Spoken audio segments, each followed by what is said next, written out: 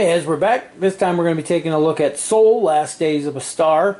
So from a small new company called Elephant Laboratories. It's their first game and they did an amazing job. I can't wait to see what else they're going to come out with after seeing this. The box is actually smaller than I thought it was going to be for everything that's packed in here. But it's a really awesome, kind of an abstract space game where you're trying to flee a solar system because the star is about to go supernova, and in order to do that you've built these giant arcs to carry the populations of your planet, but you need to fuel those, and in order to fuel those you have to build machinery that siphons energy basically from the sun to power those ships. The trade-off is that the more energy you siphon from the dying star, the faster it starts to die. Solar flares happen, eventually it'll go supernova, and it plays up to 5 players. There's even a solo player variant, which is really awesome. Playtime's pretty short, and probably one of the coolest selling points for it for me is that there's absolutely no dice, so it's more of a strategy game akin to chess. Is a great way. You're trying to position your pieces in a way that you can do what you want to do, and it's somewhat co-op, I guess I want to say. There is ways to make it purely PvP, but the real aspect of it is you're all working together to try to escape. You just want to be the person who gets the farthest away, and by doing so, you can use other people's equipment that they build. They just get a small bonus from it, or the option to get a bonus from it. So you don't have to use just your own equipment, which is really cool and kind of gives it that co-op feel at the same time it's not. Anyway, we're going to open it up and take a look.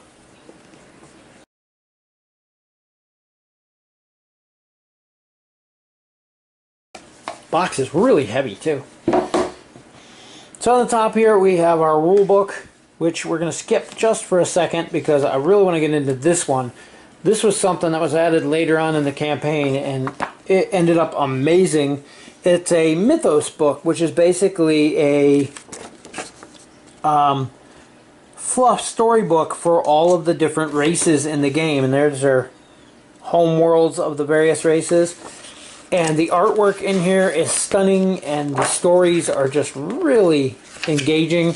And there's ones like this for each of the various factions, and they're kind of color coded to go with those factions' themes. You can see the mothership there, and it's just a really cool book. And even if you're not playing the game, you can go through this and read the stories and just get a feeling for how much work went into making this game.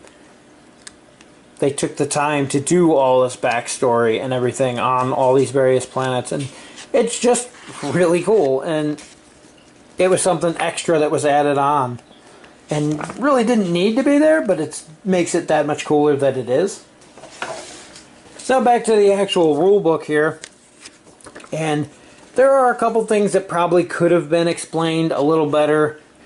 They use pictograms a lot to explain things, and one of the major complaints a lot of backers had was originally all the motherships were going to look like this, and then one of the stretch goals they unlocked was that every mothership is unique to the different planets. Everything else is the same for ease of play, but they made the motherships look different. But in the rule books and examples and everything, they always use that emblem, which is specific to the one world now. But the game itself plays really easy to pick up. There's a lot to it though, so it can be hard to master. And again, that's why I compare it to chess. They did a lot of good examples though, showing diagrams of where to move things, what to put where, how to spend your tokens and things. And I think they did a very good job of laying everything out for you. And in the back there's a whole section for solo play, special rules, and various scorekeeping, basically, depending on how far away you get at the end of the game. As well as some FAQ in the back, and a whole lot of names for thank yous. There's also instability effects, which are kind of special things that add more depth to the game, and they have a description of every one of them on a cheat sheet on the back of the book for you, which is kind of nice. The first board we have here is our score tracker. And this one, if I had to make a complaint about the game, this was my one complaint, is that this is relatively thin. Thicker than most, though. Now that I'm comparing it to other games, it's definitely durable enough. It's going to last. I was expecting it to be slightly thicker, like a normal board, though, because it is one of the main components. Though we played many times now, not a scratch on it, so it's definitely holding up. So it's not a problem. This inner track is how you're going to keep track of the solar flares as they happen. This is going to start on 13, and as they spiral down, when it gets to the middle, the game is over. This outer track is where your motherships will start, where your arc ships will start, and they keep track of your score. As you send them energy, they're going to spiral around, building up momentum until they get out and escape. If you get to here, basically they've called it an automatic win, though I don't think there's actually a rule for that. That's 55 points. Most of our games have ended in the 20-ish range, 20 to 30, around in there. So, anyway, that's the scoreboard. The next one is really cool. And this is the actual game board. And it's folded in quarters. And there is a difference. I wondered at first. It is double-sided. This first side, I even have to zoom out a little. First side here, if you'll notice in the corner, is labeled 1, 2, 3, and 4. This is if you're playing 1, 2, 3, or 4 players. There's slightly less. They're hard to see on the camera here, but there's little grid lines here. You can see some of them better than others. There's slightly less grid lines on here and on the outer ring as well, to compensate for having a smaller player count. On the flip side, which looks like the exact same board, this one is made for 5 players. And the board looks awesome. Originally there was a plan to do some gold foiling in here and it didn't work out, but I think it looks awesome the way it is. So next in our box we have our cool little quick start guide. This tells you basically everything you need to know to play the game. Everything that's in the main rulebook without all the diagrams and everything. So it's really neat because you can reference this at any time, and pretty much everything's in there. Even the solo variant stuff is on here. So it's that entire rulebook condensed down in tiny text on a single card you can leave at the table for people to reference. Now the game did come with a ton of bags, so you could separate all this stuff out. It was great. I love the fact that they did that. They did not give you anything for the cards, though. I know I'm butchering it with rubber bands, but they are sleeved. So you'll have to pardon me on those. I separated mine out so that each faction, everything you need to start, comes in one of these little bags. You can see there's a couple of the energy crystals in there. I believe you start with 3 of those. There's a clear gem that you're going to use for your speed tracker. And then all of your various buildings you can build, as well as your mothership. I'll separate these out and show you individual components in a bit, but you have one of these for each of the 5 factions. They're all the same except for the mothership, which you can see there. And those are unique to each faction. So we have the silver there. There's the purple here. They're kind of like squid-like mothership. We have the black. The mothership is there. If I can get all of them off to the side so you can see them, that would be great. And then the green, which I always like the green plant people. Their mothership's right there. It's kind of odd shaped. And then the blue, and they have the original mothership. That was the original design there. Now we also have the suit tokens. We'll get into these when we get to the cards, but there's various cards that you can draw for a game to make each game random that have these instability effects on them that we talked about. And you line them up with one of these suit cards, and then during the course of the game, when these suits come up, you can spend those cards to activate those various instability effects depending on how they line up. Show you that more when we get to the cards. We have a whole huge bag of these little energy token cubes, and I'll get that out in a minute, but that's our solar flare tracker. It's instability tracker or whatever they want to call it, but It's like a little fireball. It's really cool. That's what tracks the sun's countdown to explosion. Move our cards to the side here. We have our player boards. Again, I was kind of hoping these were a little bit thicker, but now that I've compared them to some other stuff, I mean, it's a decent thickness, it's decent durability. There's one of these for each faction, kind of color-coded to the theme. These backgrounds are actually the artwork from the Mythos book for each of the planets, and they also have a silhouette here of the mothership, so you know which is which. And on these ships, you have your hold over here, where your ship is. This is where you're going to put your energy tokens that you earn. You're going to put your sun divers as you build them, and so on. This up here is your speed tracker. This is where that little glass bead goes. It keeps track of how many movement points that you have. And these depend on how many stations you have built in what rings of the sun. And then there's a spot here for a card, which we'll get to. Those are those instability effects. You can put those in there and get their... you can store one card basically in your ship and get that effect whenever the time suits.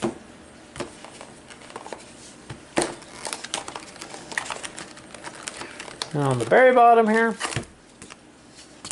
we have 5 of these, 5 copies of this. And this is basically a... where that rules cheat sheet, the start guide here, had all of the rules minus the pictures. This is kind of the opposite. It has the pictures and not the rules. And it explains during your turn you get to choose one of these 3 actions. Move, which allows you to launch fighters, move the fighters around, well, sun divers, or hurl them into the sun, which you can use to build up energy at the end. Or you can do convert, which allows you to convert your sun divers from various patterns into your other stations, and it shows you the patterns that you have to use and how to make them. And then activate, which is based on the layer towards the sun that you are. You activate your different towers, and it gives you different effects based on what type of tower it is and how close to the center of the sun it's built. These are really neat because everything you need is on there in quick reference. So again, you're not having to look at that rule book to look up everything. These patterns are a little confusing the first time you play or so, but they're easy to pick up, and soon you'll be not even using these. Now the cards we have come in a couple different decks here. These white ones here are the instability cards, and they're color-coded for their ease of use, which is really, really helpful for new players. Kind of out of order from our last game there still, but you have the green ones, which are the easiest to understand. And these give you special little things, like for each station you activate, you gain an extra momentum for that turn. Kind of cool. One of my favorites is Procreate, which I think is a blue one. And so the green ones are the easiest ones. They have a symbol up here which designates to your little cheat sheet here on what phase they can be done. Move has the 3 arrows, convert has the little atom symbol there, and activate has the lightning bolt. That explains to you when you can use these cards during your turn. As I said, green are the easiest. Blue are a little more complex. There's my Procreate one. Lets you, if you have 2 sun divers or more in a space, you can add more. And then we got yellow ones. Yellow ones are a little bit more complicated. They take a little bit more experienced player to understand. They might confuse a brand new player, which is nice because you can just leave these out if you don't want to complicate the game for new players. Or if you're a veteran player, you can add these in, and it makes the game that much better. And then finally we have the red ones here. The red ones are PvP. These are basically allow you to directly interfere with other players. And again, you can leave those out entirely if you're not into the PvP aspect of the game, or use them if you are into that. The sheer variety of these, though, is the part that makes it cool, because you could take any number of these and mix and match, and every game is going to be slightly different.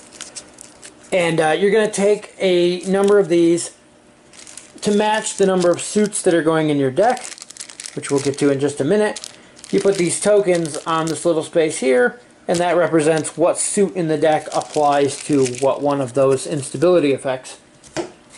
So the next ones are our actual suit cards. And these, you have your solar flares. You're always going to use these no matter what. There's 13 of these cards.